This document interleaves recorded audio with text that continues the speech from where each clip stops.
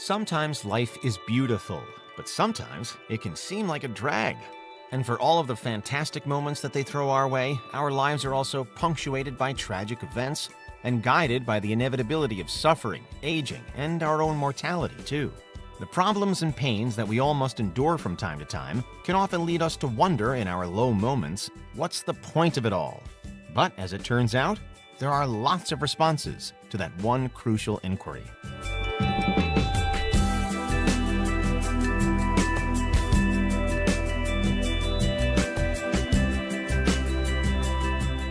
First up, the ideas of one of the most famous philosophers of all time, Plato. For Plato, the ultimate goal of any life worth living is to obtain the highest form of knowledge possible. This word form is important here. Plato believed in the existence of universal forms, which are ideas or concepts in their purest, most abstract state. These forms do not exist in the real world, but rather in a kind of spiritual realm. And accessing that realm is to pursue the meaning of life. Plato's forms could be anything from beauty to squareness to blueness and so on. A particularly important form, however, is that of goodness. And for Plato, the purpose of all of our lives is to try to obtain the highest possible understanding of the good. A different philosopher, Antisthenes, took a different approach, though, one which emphasized virtuous action as opposed to knowledge. This school is known as cynicism, and to a cynic, the purpose of life is to distinguish between wholesome and unwholesome values. Do so, and it's believed that one can live a happy life in accordance with nature. To be a cynic, you must reject unvirtuous desires such as fame, possessions, power, and wealth, as these things will never bring you the peace that true happiness needs. Get rid of fame, possessions, power, and wealth, and you free yourself from unhealthy mental baggage in favor of leading a pure life. Cyrenaicism offers a vastly different approach, however. It's a smaller school coming out of ancient Greece, but it advocates most of what cynicism denies. Cyrenaics believe that the most sensible course of action for each individual in their individual life is to constantly seek short-term gratification, including things like money, material goods, and physical experiences, even if doing so means sacrificing their long-term interests. In stark contradiction to followers of Plato, too, Cyrenaics are skeptical of the value of knowledge. Instead, they exclusively trust in their immediate perceptual awareness. Again, valuing short-term pleasure over long-term gain, they see the meaning of life as being clearest when we trust our innate instincts about what we want right now. They don't delay, they don't second-guess themselves, they just go for it. To flip the debate again, the school of Epicureanism takes an often opposite approach, despite also valuing the pursuit of pleasure. For its founder Epicurus, the ultimate goal in life is to maximize long-term pleasure, and you do that by minimizing pain and fear. With most humans wanting to be free from pain and fear, this should perhaps be one of the more straightforward worldviews out there. But of course, inconsistencies arise by the fact that different humans find different things pleasurable and painful. There doesn't appear to be one right answer here, but Epicurus generally believed that the pursuit of mental pleasures is more meaningful than chasing the physical ones, because physical is usually short-term gratification, whereas mental can often result in long-term wellness. Next, there's nihilism, a famously pessimistic philosophical movement, it would seem, which refuses to believe in any kind of objective meaning to existence, and claims that all value systems are baseless. Nihilists view other philosophies as just desperate attempts to find meaning in what's really an unforgiving and meaningless world. With that said, there are some nihilists with at least a little optimism.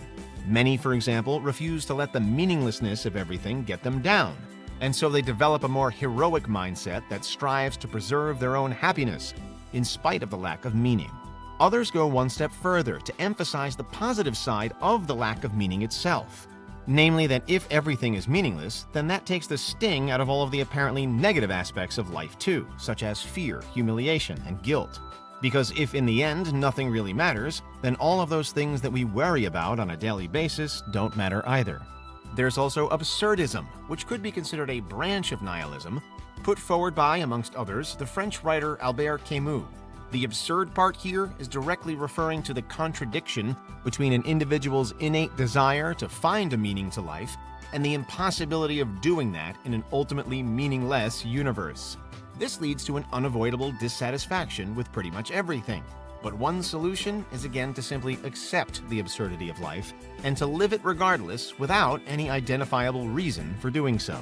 But the final philosophy we'll examine today is something of a meeting point for many philosophies. Existentialism holds free will as the most important value in life.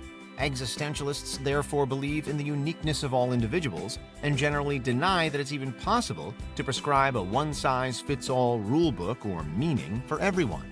From cynicism to nihilism, no one idea could ever solve all of life's big questions. Instead, for existentialists, it's the individual's responsibility to seek their own meaning. And this can be found in a variety of places.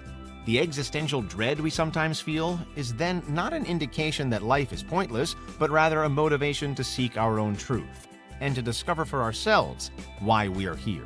To finish, however, we know that most religions offer their own take on the meaning of life too, and there are some common themes.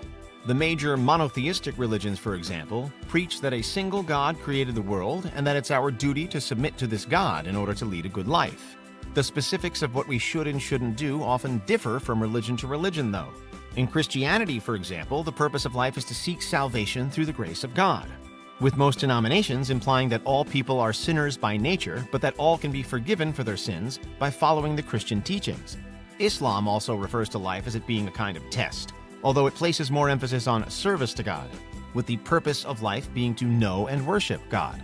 Generally speaking, Eastern religions differ in a number of ways, with one common theme being that the universe, and therefore our existence in Eastern faiths, has a cyclical nature. In Hinduism, for example, it's believed that human beings have an immortal soul that's reincarnated after death. The purpose of our existence, then, is to gain liberation from the concept of karma, which is the idea that all of our actions have future consequences, even if those consequences don't occur until a future reincarnation. Worship of gods, moral action, and enjoyment of life are worthy pursuits in Hinduism too, but the meaning of life is more about arriving at a higher level of existence, beyond the cycles and structures that bind us. Buddhism also refers to higher levels of being, but never really concerns itself with directly answering the question of existence. Nor does it especially claim to understand how the world was created. Buddhism instead emphasizes the impermanence of all aspects of our lives, and suggests that all human suffering comes from our tendency to cling to things that can't last. While there's no explicit meaning or purpose to life here, Buddhists do still follow a path, the path to enlightenment or nirvana, a state of being in which suffering has been eliminated. Meanwhile, Taoists also seek a similar inner peace by trying to follow the Tao, or the Way, which is the perceived natural order of the universe. You follow the Tao by trusting your intuitive knowledge about how to proceed through life toward wisdom. We've briefly covered a wide range of philosophies and ideas today, and we can already see how links can be made across almost all of them.